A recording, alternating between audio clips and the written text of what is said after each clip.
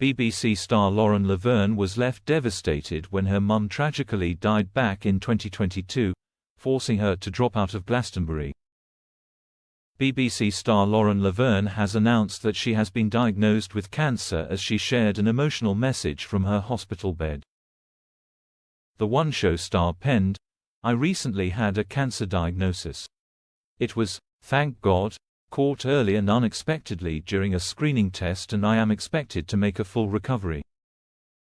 I'm in hospital at the moment and wanted to take this moment to say thank you. Firstly to medical teams who have got me this far with incredible skill and kindness. To my family and friends who have been absolutely extraordinary every step of the way, I am so very grateful and love you so much."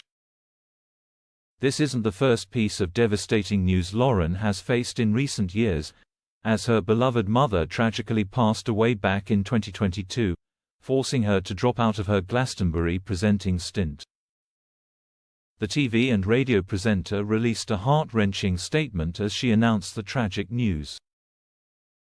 The host paid an emotional tribute to her devoted and adored mum Celia on Instagram. Sharing several photos of them together, she penned, "Yesterday I lost my mam, Celia. She was the kindest, most compassionate and most tenacious person I have ever met. Born in the middle of 9 kids, she was a master peacemaker and persuader. She passed her 11+ and went to grammar school, which changed our family's direction forever. She met my dad at 16 and loved him every day of her life. She ran the only reggae club night in the NE and told me that being young in the 60s felt like that line in Mr. Tambourine Man, to dance beneath the diamond sky with one hand waving free. She worked as a seamstress and a casino dancer, also making costumes for the troupe, to pay her way through college, and became a wonderful teacher, eventually managing all Sunderland's colleges. Somewhere along the line she had me and my brother and got political. She once chased someone from the BNP down our garden path with a rolling pin in one hand and me in the other arm, protested at Greenham Common, and eventually became a city councillor. She delighted in helping people, especially those who like her knew what it was like to grow up without. She had watched so many decades of history documentaries that when we met historian Michael Wood, they chatted away like colleagues. She loved children and was the most devoted and adored mother and grandmother you could ever meet.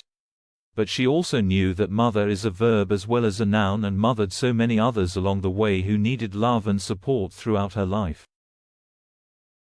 She made connections wherever she went, including with the incredible teams at UCLH who cared for her, and us, at the end of her life. Thank you to them for everything.